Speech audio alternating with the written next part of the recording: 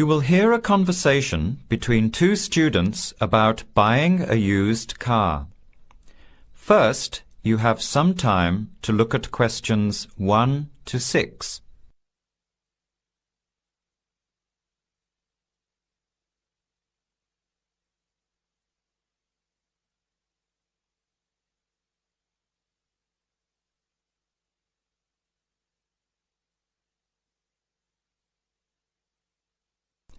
Answer the questions as you listen. You will not hear the recording a second time. Listen carefully to the conversation and answer questions 1 to 6.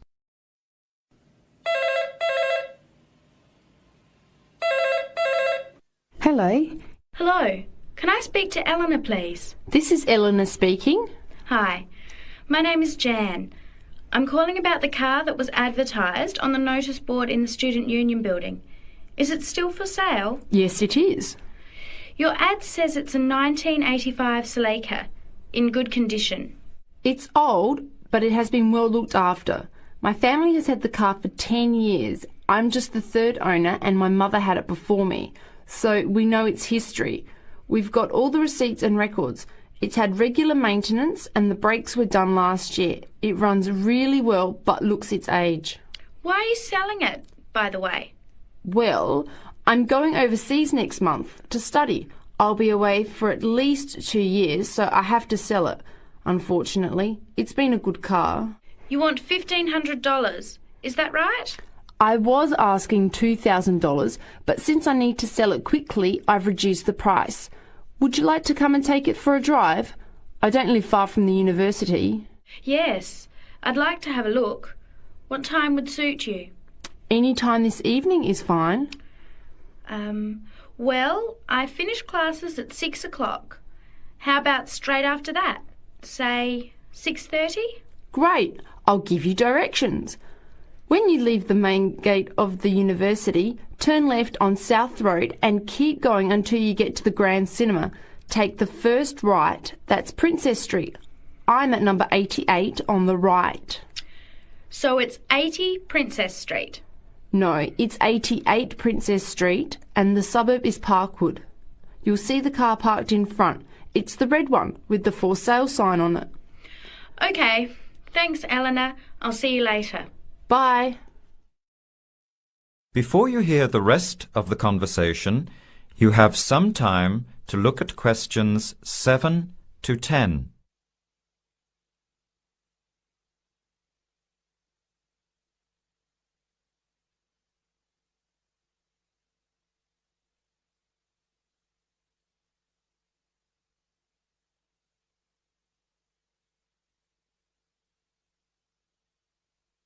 Later that day, at the university, Jan meets up with her friend Sam and tells him about the car. Hi, Sam. Hey, Jan. What's happening? I'm glad I ran into you. I've decided I have to get a car. You're going to buy a car? Do you really need one? I'd probably still be driving, except that my car broke down last year. Instead of getting another one, I just moved closer to the university and went back to riding a bike.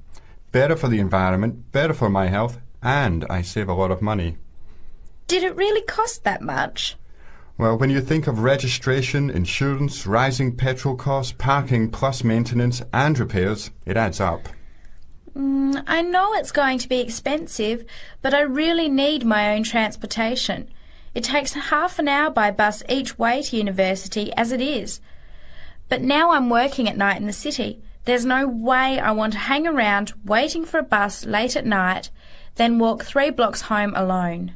Hey, I think you've got a point there. So what kind of car are you looking at? It's an 85 Celica, same kind as I used to have. The owner's asking $1,500. That's pretty old. How many kilometres has it done? You know, I forgot to ask. I'll have to check tonight when I go to see it. Would you be able to come with me to have a look? At about 6:30? Sure, I'll come, but I don't know a lot about cars. I do know one thing, though. I wouldn't buy an old car without having a mechanic look at it first. That's a good idea.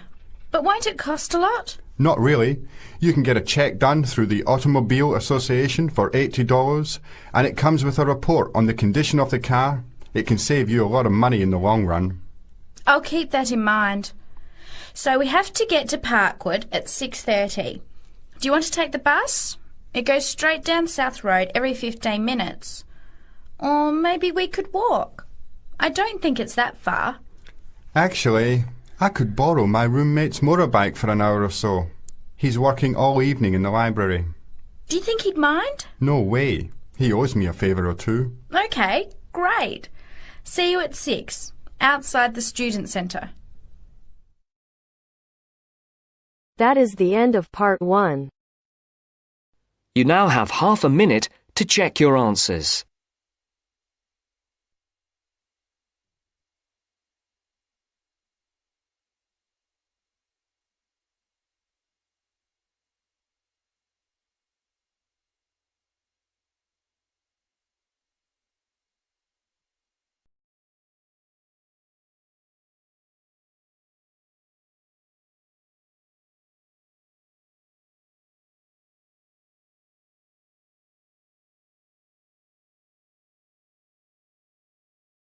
Now turns to part 2. Part 2. First, you have some time to look at questions 11 to 15.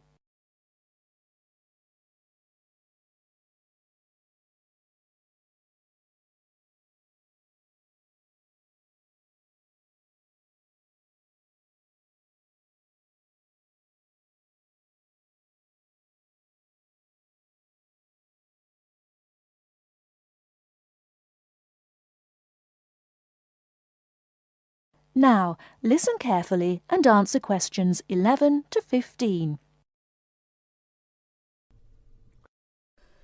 Starting at the beginning, you can see the on-off switch just beneath the two lights. Having turned the machine on, these lights now become very important. When the light on the left has gone out, you can begin making coffee, as it means the water is now hot enough. Next to that is the water level light. If this is illuminated, it means the machine does not have enough water. It is essential that you turn the machine off and add more water the moment this light comes on, otherwise you could damage the heating element.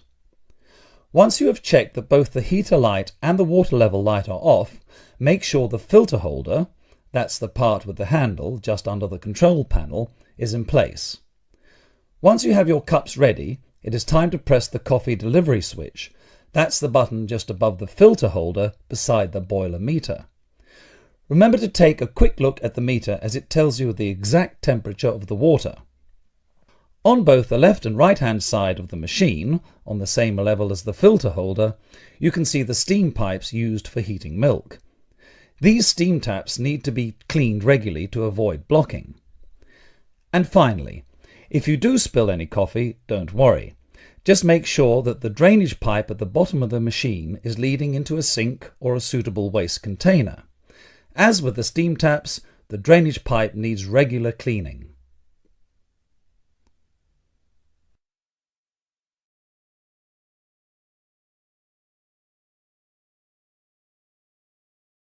Before you hear the rest of the talk, you have some time to look at questions 16 to 20.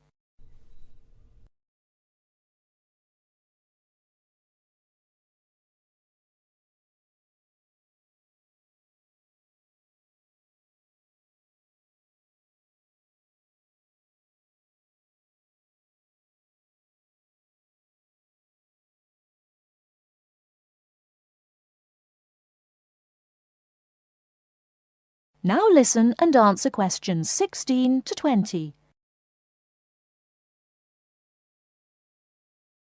First and most importantly, I'll tell you where you should go from tomorrow for your lectures and classes.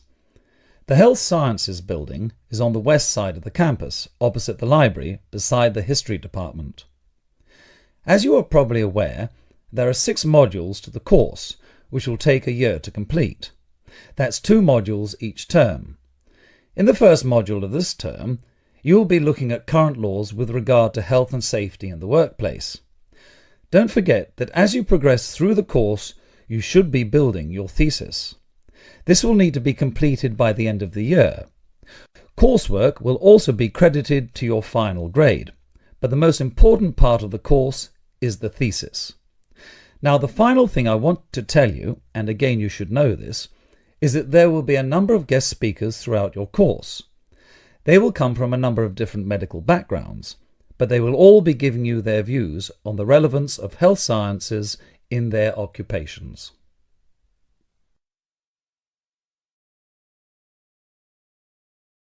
That is the end of part 2. You now have half a minute to check your answers.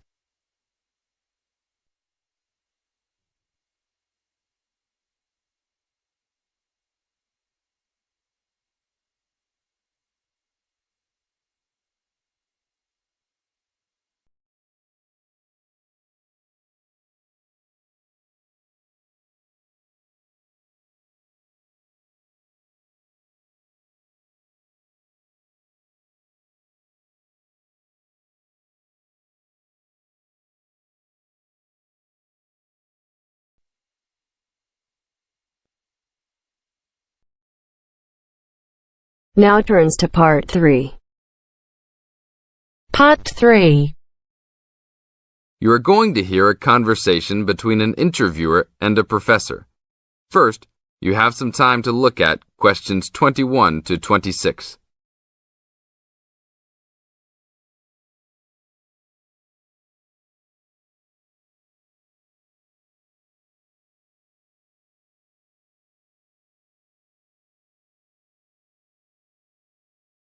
Now listen to the tape and answer questions 21 to 26.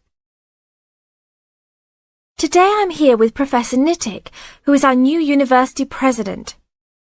He has been a professor for 20 years and teaches many of the best classes on campus. I know many of you have had him as a teacher and know of his brilliance. Good morning, Professor Nittick. Thank you for stopping by the student station. Thank you for having me here. It is always great to get to meet many of the students who are involved with our school. I haven't been here since 2 years ago. Yes, I remember at that time you were still teaching every semester. 2 years later, you're only teaching every once in a while. But it seems like you are still always busy. The administration world is just as busy as the teaching world for you. How do you stay in touch with the university, even with the change in your everyday duties? I try to stay in touch with what is popular with the university students. I usually spend time with as many students as I can.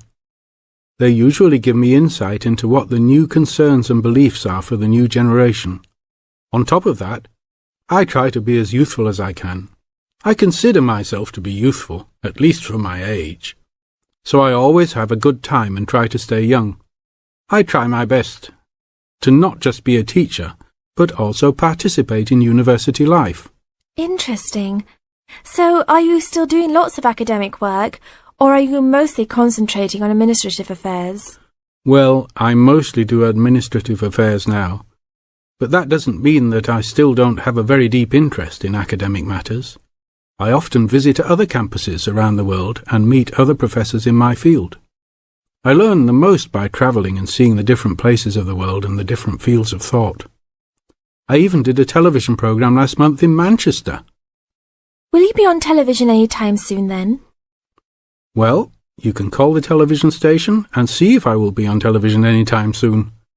Maybe I will be on the news report. I don't think it is really that significant, though. Oh, really? That sounds great. I will remember to look out for you. Let's move on. With all your busy travelling recently, how do you find time for your personal life? I try to keep my university life separate from my personal life. Sometimes it's hard to find time to just take my wife and 3 kids out for a family dinner, but usually we all manage to get together every few days. I'm taking a few weeks off next month to take my family down to South America, to Brazil for a few days. I can't wait to just sit on the beach. Wow, that sounds like a wonderful trip. Professor Nittick, could you tell the audience a little about what goes on in an average day of a university administrator? An average day? Oh, I don't think there is such thing as an average day for me. The last few weeks I've been travelling all the time. I can be in Los Angeles in the morning and in New York by the afternoon and back to Los Angeles by the evening. Sometimes I will spend the whole week at a new university, showing the new administrators the ins and outs of running a university. Sometimes I can spend the whole day in the office on the phone, so there really is no average day for me. I guess that is because I do so many different tasks. Sorry to let all the viewers down, but that is the plain truth. Now look at questions 27 to 30.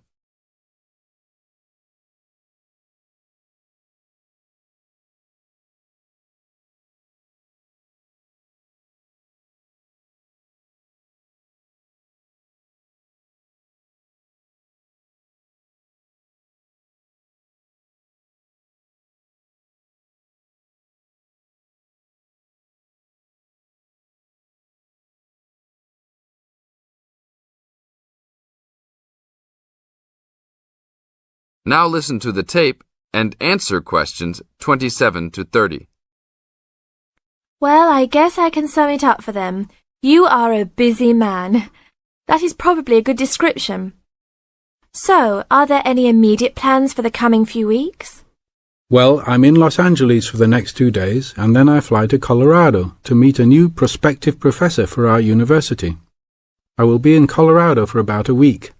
Then I go to Japan for the next 10 days to meet with our university branch in Japan about record sales there. After that, I return to Los Angeles for a week, just in time for the graduation of the class of 2001. There you have it, my next month's schedule.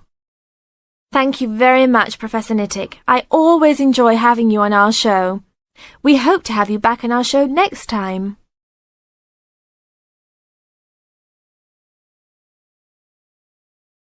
That is the end of part 3. You now have half a minute to check your answers.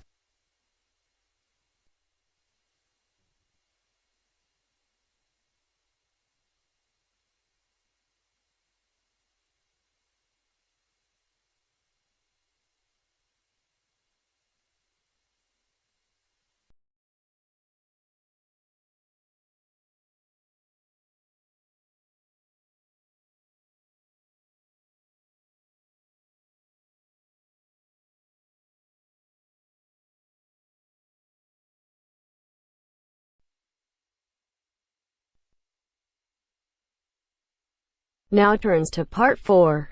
Part 4. You will hear a talk on seasonal affective disorder. First, you have some time to look at questions 31 to 40.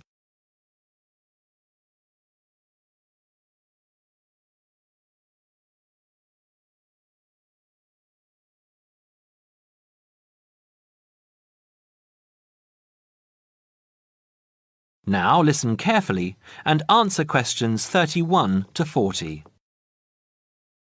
In the past few years, a new condition has been identified and given a name, SAD, short for Seasonal Affective Disorder. This is now recognized as a distinct kind of clinical depression, where people become depressed at the onset of winter, accompanied by a craving for sweet things, causing weight gain. Each spring and summer would then bring on almost maniacal highs and feelings of boundless energy and happiness. Experiments to combat this depression showed that increased exposure to bright light in humans could suppress their production of a darkness-related hormone called melatonin. The light needed to induce this change was about 2,000 lux, or about 4 times brighter than ordinary household lighting. It was then calculated that if bright light could suppress melatonin secretion, then it might have other effects on the brain, including the reversal of symptoms of depression. While melatonin's precise role in SAD has not been pinned down, the theory led to effective treatment. Not surprisingly, SAD affects more people where winter nights are longer and days shorter. In the UK, an estimated 500,000 adults develop full-blown SAD in winter, and twice this number suffer the milder condition called subsyndromal SAD. About 80% of sufferers improve when given light therapy, and improvement usually comes within 2 to 4 days. Scientists are still unsure why winter depression happens, but more than a decade of research has turned up some surprising findings. Nearly 80% of SAD victims are women. Researchers are uncertain why this is so. SAD can affect people at any age, but typically it begins around the age of 20 and becomes less common between 40 and 50. SAD is comparatively rare in children and adolescents, but so far researchers have been unable to come up with a logical reason for this. As many as half of SAD sufferers have at least one family member with depressive illness, suggesting that the depression has a genetic component. Some patients experience shifts in their body clocks when they're depressed in winter. They are morning people at one time of the year and become evening people at another. What is the underlying difference between SAD sufferers and others? A clue can be found in carbohydrate craving, a common symptom. People often become obsessed with chocolate, for example. Carbohydrates alter brain chemistry by increasing the level of a soothing chemical called serotonin, a neurotransmitter that carries signals between brain cells. SAD sufferers crave carbohydrates because they may need serotonin to lift their mood. This craving can be intense, in fact, an addiction. It may be that the serotonin system of the brain has problems regulating itself during the winter. Some SAD sufferers respond well to the drug Prozac, thought to influence the brain's serotonin-using system. Other brain chemicals and hormones probably play a role in winter depression. Another neurotransmitter, dopamine, for example, may be inadequate in certain cases. Researchers hope to uncover clues to SAD's secret by probing similarities between SAD and hibernation. Though no valid link between the two has been established, some SAD patients say they feel like hibernating animals. SAD sufferers tend to put on fat in autumn and early winter, roughly the time when such hibernators as bears and squirrels do. That is the end of part 4. You now have half a minute to check your answers.